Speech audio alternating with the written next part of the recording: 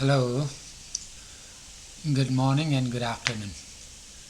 Today I have come with the title of Theory and Criticism. There are different writers and different theorists. They have introduced different theory according to their own perspective. And then last time I talked about the theory, about the introduction of theory and criticism introduced by Tyson. Today I'm talking about the theory and criticism, almost the same but a little bit different in definition, by Jonathan Kohler. So theory is essential to know, right? Without the knowledge of theory, students fail to understand things. People do not get better ideas, right? So theory is much more important for the knowledge of interpretation of any literary text. Theory and criticism have become central to literary and cultural studies today. Means theory and criticism has become the central point, main point for the study of literature and the cultural studies in the modern world. Theory provides the general framework for the study of literature and culture. This is the main point. What theory exactly is, the definition of theory, what theory exactly is, that theory provides the general framework for the study of literature and culture. If you have to study the literature and culture, and it is natural that we need to study, we need to apply the theory, we need to get the theory. With the help of the theory, just we get the inner concept what is presented in the literature and culture, right? It has been in practice in the colleges and universities in the world. This theory has been in the practices in the colleges and the universities, not only in any particular nation but in any countries, in any part of the just universities in the world. Some literary scholars and writers are against of exploring the meanings of the literary text through theory. They do not want to explore the meanings of literary text through theory. They do not want to apply the literary theory, right, to get the meaning, right? But they are called anti-theorists. Those who are against of exploring the meanings of any literary text through theory are called anti-theorists. They are not just theorists. They are against of theory, right? But even the anti-theorists are using theory unknowingly in the explanation of the literary text. They are against of using literary theory for the explanation or exploring of the meaning of literary text. But though they are and hence they are called anti-theorists. Though they are anti-theorists, they are using that literary theory unknowingly in the explanation of literary text. And there is no position free of theory, and not even the common sense is without theory. No place is there to talk without theory. No, even common sense cannot be talked without a theory, cannot be analyzed without a theory. So theory has the most important part for the analysis of literary work. The topic literature and interpretation itself is the self-evidence of theory being applied in literature. Those anti-theorists also talk about literature and interpretation. And when they talk about literature and interpretation, and it means the theory has already come, applied within that just interpretation. Because interpretation is done through literary theory, to the literature, right? The terms are vitality, the experiment, right? Universe of issues, a language, interpretation, genres, style, meaning, subjectivity, ethnicity, race, gender, sexuality, class, culture, nationality, ideology, institutions, and historical period themselves mean the use of literary theory. When we use these terms, vitality, and at that time literary theory is already applied. Excitement, literary theory is excitement already applied. Universe of issues, that is what literary theory comes. A language means the structure of language, the structuralism, theory of structuralism comes. Interpretation of the genre, Style rhetorics, that is the theory. Meaning subjectivity, that is psychoanalysis. Ethnicity, cultural studies. Race, gender and sexuality, class, culture, these are cultural theories. They come there to apply. Nationality, ideology, these all terms are already there as a proof of using literary theory, even though we do not,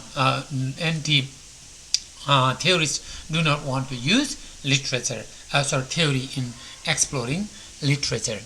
Some technical terms and concepts are unfamiliar to even the most widely read students in theory. There are technical terms.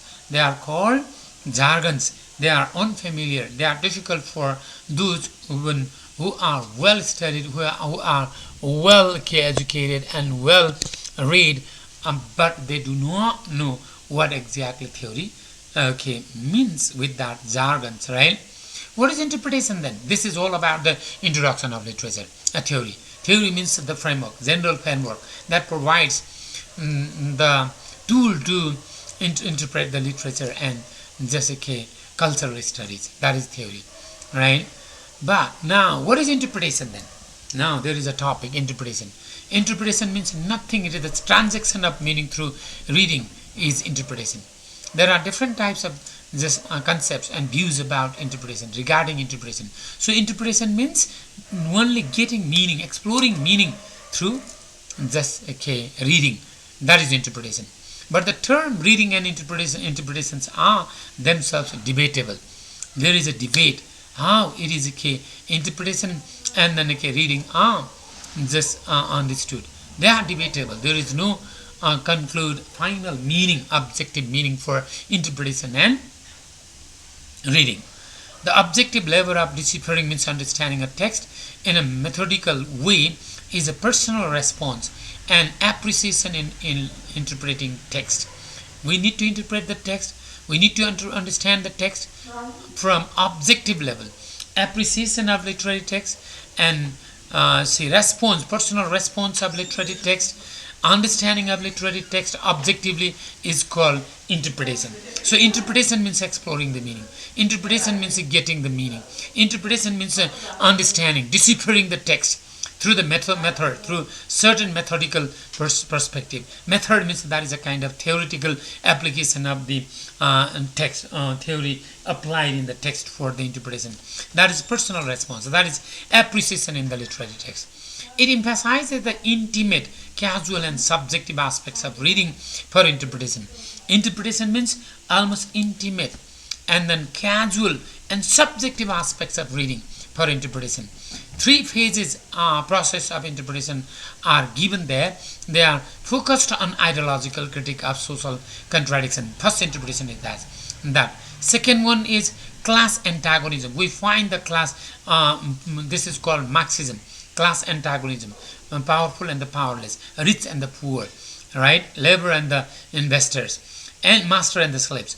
And stage of social development manifested in the text. And another one, cultural development, cultural studies, that is the stage of development. These are the three phases of interpretation of any literary text. For example, new criticism became dominant during the mid-20th century. And to interpret as a new critic is to demonstrate through multiple readings of poetic text in artistic forms. According to this new criticism, just to demonstrate, so the multiple readings, multiple poetic texts, multiple artistic forms of literary text is called interpretation. Meaning is found neither in a simple paraphrase. According to that new criticism, meaning is not found with the paraphrase of the text, and it is not found relating it outside the society, text relating outside the society, but it is in exploring unified textual elements like images. Meaning is found by the exploration of the unified textual elements. They are within the images, in the tones, symbols, and it is called close reading. So in new critics, according to new criticism, interpretation of literary text is not paraphrasing, is not relating the text outside in the society. It is not interpreting with own subjective ideas. Rather, it is exploring the images, symbols, tones, and ambiguities, and other elements found in the text, and that is called close reading. So in New Criticism, interpretation means finding textual unity, how all these images, symbols, and tones are found as the art of just in interpretation, art of see the beauty of the literary work. That is called interpretation in New Criticism. Now that is interpretation, one example of interpretation. What is the interpretation? Now what is literature then? Now another topic is what is literature, because literature is always best with theory. Without theory there is no literature. Without literature there is no theory. They have quite close connection, close relationship, like the flesh and blood, like the flesh and nail and place, okay, of the body, right? Literature is associated with expression. Literature means nothing, it is expression. Literature means knowledge. Literature means rhetorical language.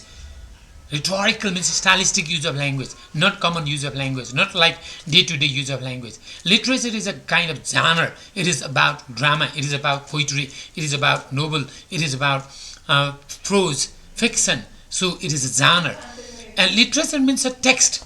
This is a kind of book, art produced by the writer. And literature is a kind of discourse, that is analysis with the language. That is literature. Discussion, comprehension, analysis, and talk about the society and the atmosphere, environment, whatever it is, that is called discourse. So what is literature? Literature is nothing, it is a knowledge. It is the expression of the individual feelings. It is the stylistic use of language in the writing. It is a kind of genre, different kinds of just writing, like drama, novels, fictions, poetry, and prose. That is called genre.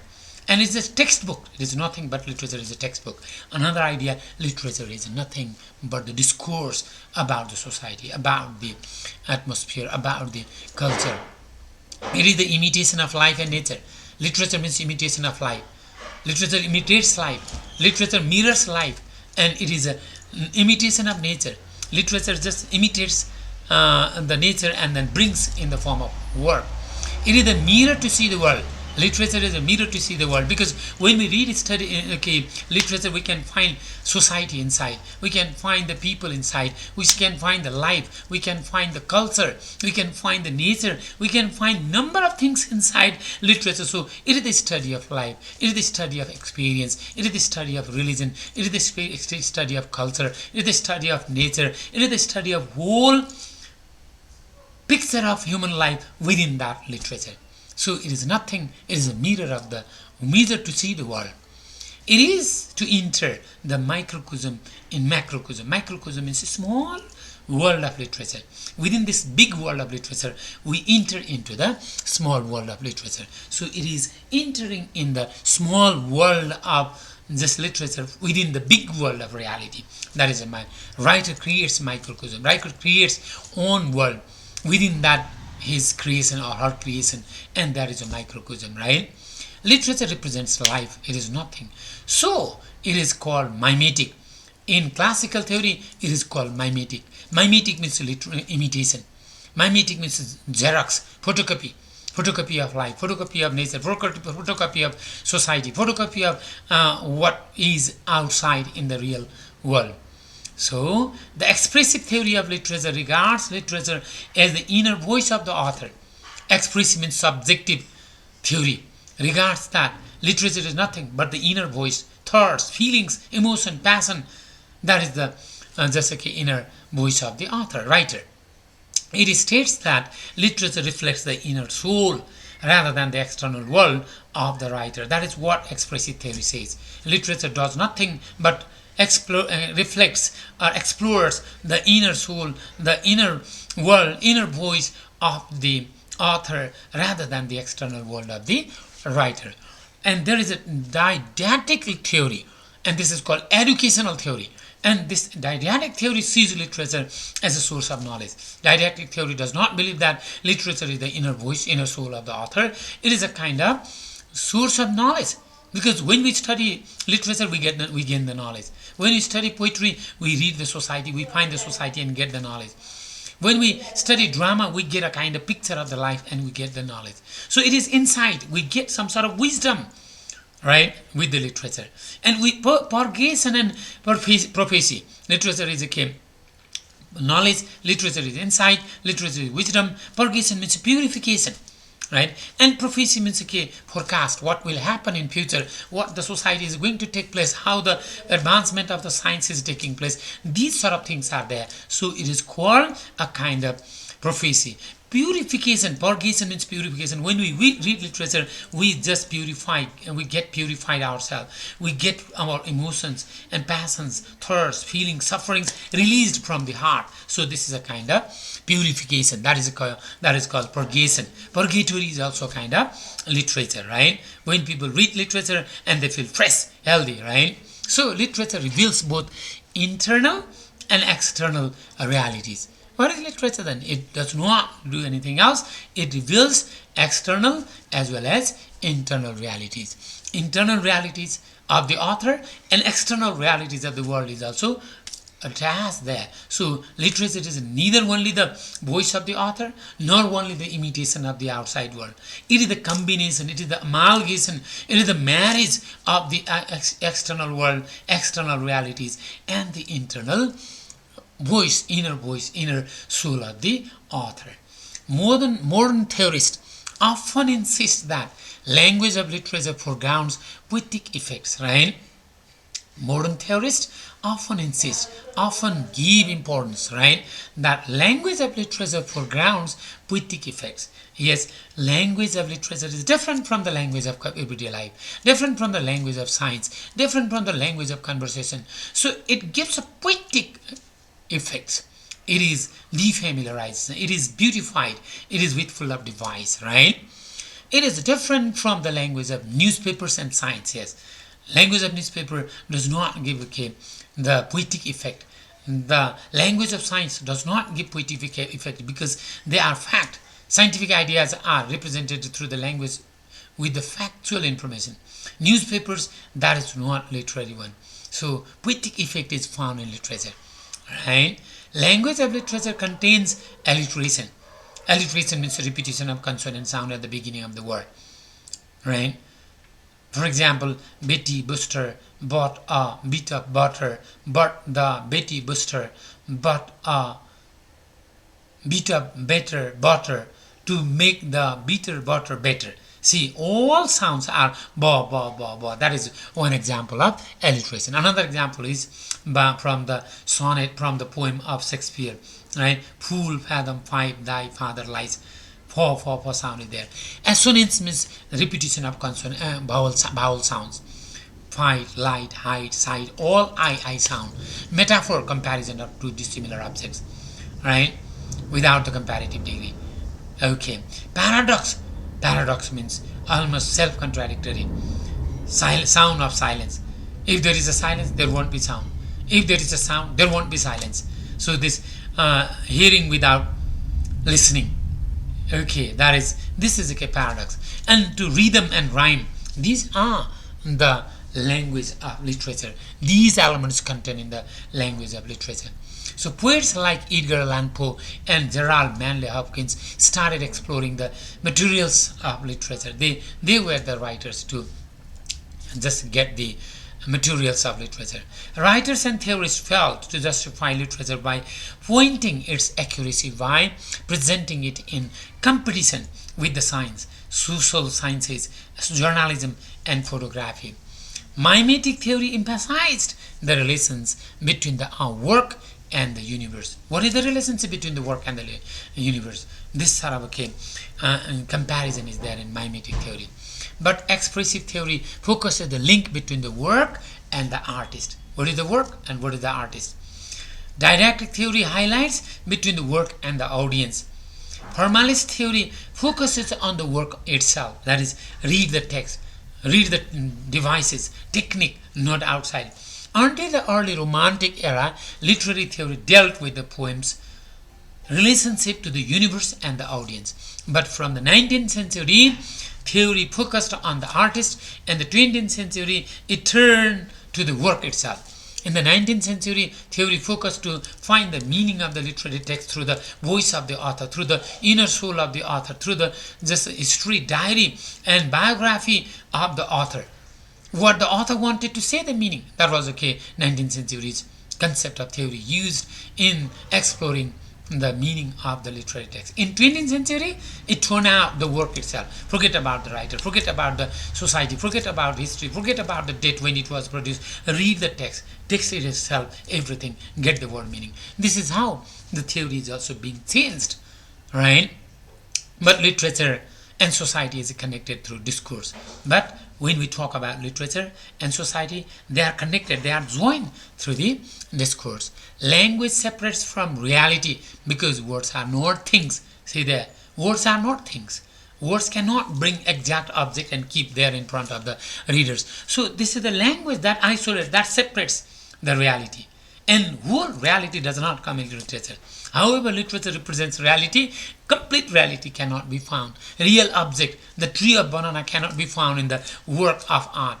The concept, idea of tree of that banana can be explained inside the work of art. So we can get abstract concept there from the literature about the object, but we do not get the real object.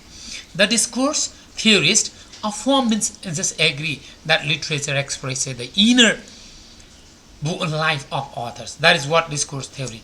Literature means nothing. That is the expression of inner life. That is the inner soul. That is the world of the author. Subjective feeling, emotion, and passion is the literature. That is what it literary discourse theory believes. In post-humanist thinking, literature replaces literature. Now, this post-humanist thinking, in post-structuralism, post-structural theory, literature replaces literature. There is no literature. Literature goes and replacing by one, right? So there is no end of the literature. Theories of literature and the theories of reading have affinities, means connection, relationship with one another. Theories of literature and theories of reading also have the relationship. They have the affinities to one another, right? This is how the writers have talked about theory, what theory is, what literature is, how interpretation is done, what interpretation is. So Jonathan Kohler has given the concept of interpretation and has even introduced what literature exactly is, and has compared and contrasted between literature and the theory, right? And given a great example how expressive theory expresses inner voice of the author as a literature, and then didactic theory as a wisdom, knowledge, insight, purgation, right? And then see how the new criticism focuses literature to study only the work itself, and how in 19th century the source of meaning was to focus upon the inner voice and soul of the author, and in 20th century the work itself was important as a literature.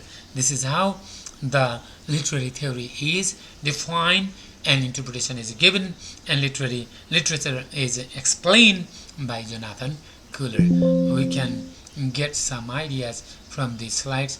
Thank you.